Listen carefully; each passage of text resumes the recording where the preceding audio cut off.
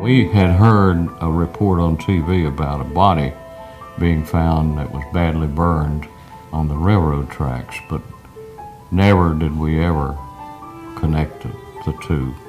We were 2 blocks from where she was. If they'd have just knocked on the door, walked the streets, we don't know if we could have saved her life, but she wouldn't have sat there for 2 days in a trash can.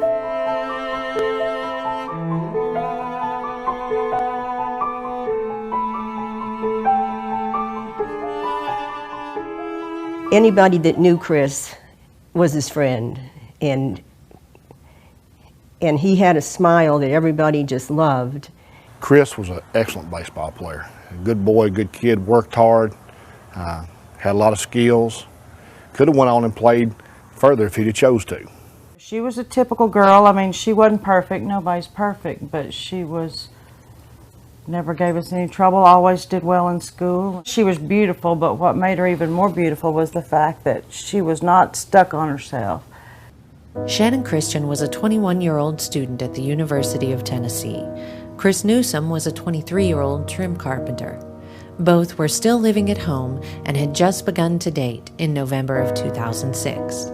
One Saturday evening, they planned to go to a birthday party for a friend, but instead they decided to stay at Shannon's best friend's apartment to watch a movie. 12:35, the phone rang that night, and he spoke to her on the phone. She called to check in, to let us know that she was coming home rather than staying at Kara's that night. And I sat up, and she never came home. We had not seen him since Saturday night, which that's not unusual. He was 23 years old, and he kind of came and went, you know, with not a whole lot of restrictions at that age.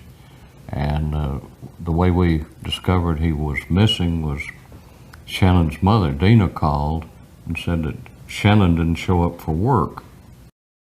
In the early morning hours of January 7, 2007, Chris Newsom and Shannon Christian were carjacked and abducted from the Washington Ridge apartments.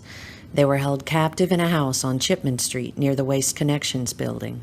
Both were brutally raped and beaten. Chris was led to the railroad tracks near the house, where he was shot 3 times, twice in the back and once to the head execution style. Then his body was set on fire. On Monday, a body found on the railroad tracks was identified as Chris by a homicide detective who had known him through his son. Detective Snodderly says it's Chris. And we asked, well, how do you know? And he says, I recognized him by his eyes. Everything fell apart at that moment. All of his friends walked in. There must have been 15 or 20 of them come in all at the same time, and that just gave me such an eerie feeling. So I thought, why isn't Chris with them? And it really put chills through me. I thought, you know, here's all his friends and he's not here. And that was one of the hardest moments. I got a phone call, and it said, man, there's something going on up here at this house by the trash place. And then I got another call that said that they thought that they had found her because they were bringing in, there was an ambulance that had just gotten there. Shannon Christian was kept alive inside the house for several hours as her captors repeatedly raped and tortured her. A chemical substance was poured down her throat and on her body in an attempt to destroy DNA evidence. She was then bound, put inside 5 trash bags, and then shoved inside a trash can where she was left to suffocate. She died with her eyes open. 5 people have been indicted in these crimes. Do you know how quick to Shannon and Chris that carjacking went down? Boom. You come down your stairs and you go get in the car and you are cranking your car and your boyfriend gets inside the door there, gonna get him a little Sugar. Boom! There's a gun in the back of your head, and some big sucker gets in your 4Runner and puts a gun on you, just like that. It's done. I've covered cops, courts, and crime in East Tennessee for about 2 decades now. And this case is unique for a number of reasons. It is unusual to have 2 victims. It is unusual to have a stranger crime in the sense that the victims and the defendants did not know each other. The level of violence is not as unusual, but a bit unusual for the length of time that violence was carried out. It's unusual in how it's gripped the community's attention. And I think part of that is because you have 2 kids who are from fairly well-to-do families, who were not doing anything wrong. People look at this case and they think that could be me or that could be my kids. And so it touches people in that way. Waste Connections, which is located next to the house on Chipman Street, bought the property where these crimes occurred. In October of 2008, the house was demolished and a memorial raised to Shannon and Chris.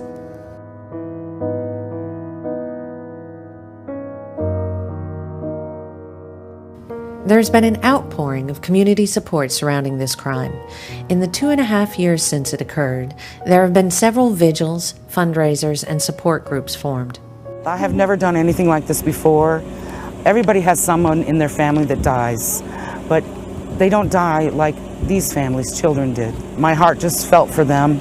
We don't know what it's like, what they're going through, and anything that we can do.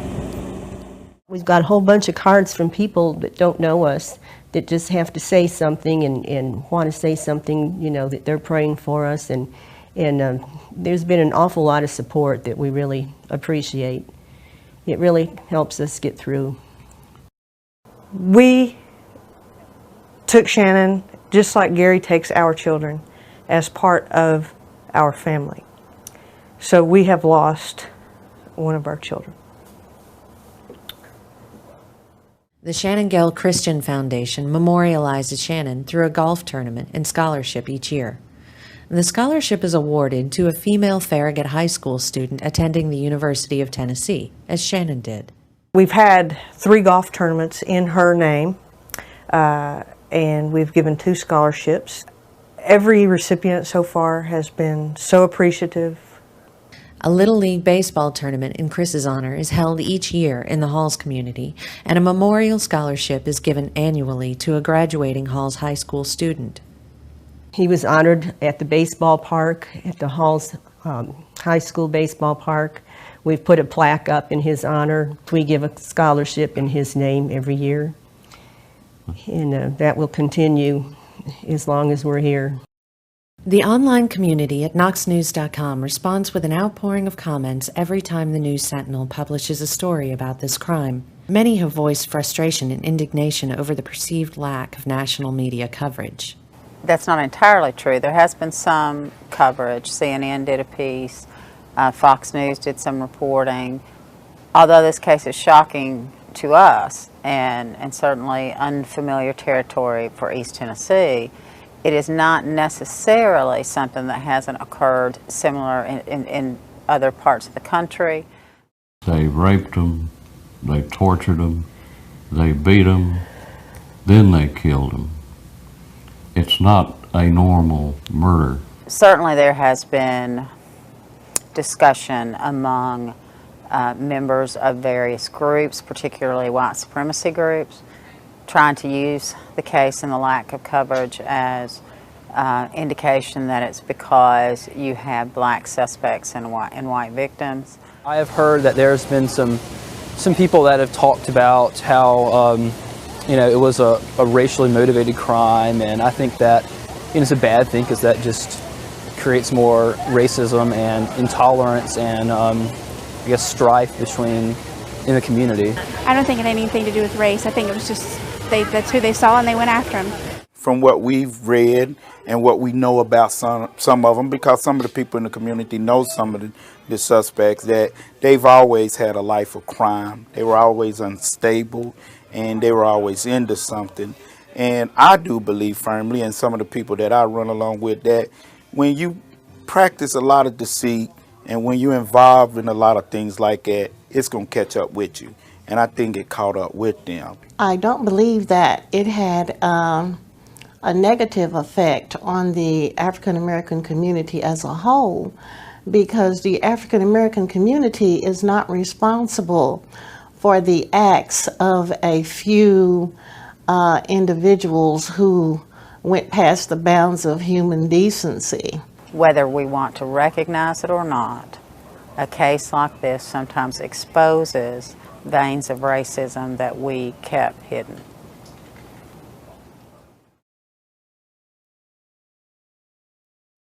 I think a lot of people don't believe that things like that can happen here to them, and when they realize that, you know, there's monsters among us, they're coming in here, they want some protection.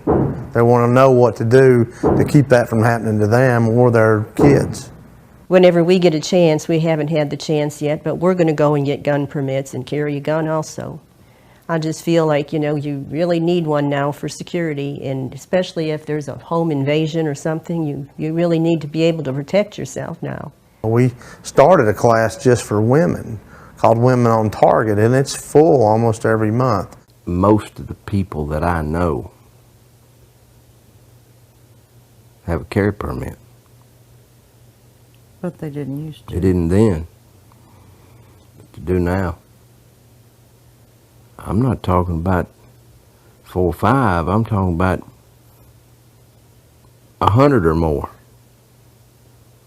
Everybody I know, everybody that's close to us. I'm more cautious about what I do and where I go and my surroundings. I'm very scared of like going out somewhere that I'm not aware of where I am. Since it happened, you know, you always gotta be leery of everywhere you go anyway. So, you know, you gotta be leery about people you meet and stuff that you do. I have a daughter, and I wouldn't want any, I mean, as a result of that whole thing, I'm checking up on her every day. The Christian and Newsom families have yet to grieve their loss. Instead, much of their time has been spent in courtrooms. They've committed to being present during every step of the trial process for each of the 5 suspects. Still, the memories of their children bring them strength and fire their determination. 2 weeks before this happened, Chris had that motorcycle that, and he loved it. He rode it all the time, and we were always afraid for him when he rode the motorcycle. We didn't want anything to happen, and he knew that we were scared about him riding it. And he called me one afternoon and said, "Mom, I've sold my bike." And I said, "You have, Chris?" I said, "Why did you do that?" And he said, "Because I want a life."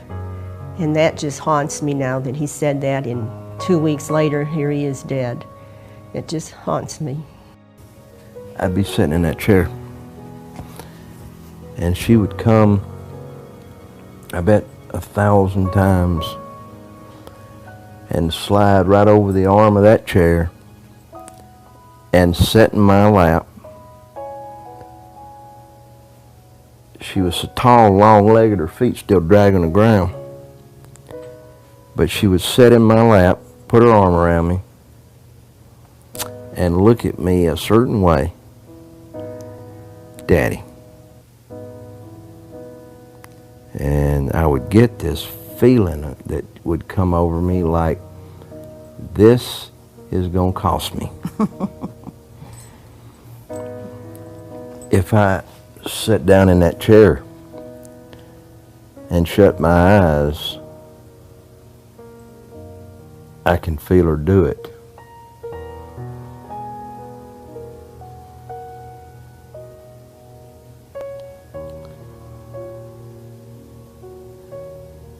And it sure feels good.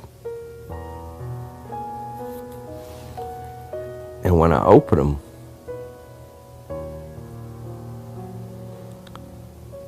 I got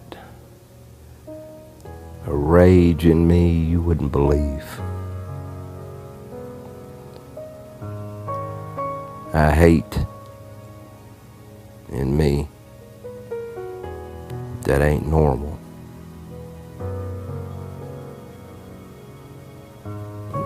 We still yet have to deal with it on our own, and that is something that we face day to day.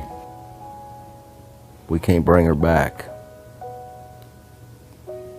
Just always remember to tell your children that you love them, your family that you love them, because you never know when it's going to be the last time that you get to say those words.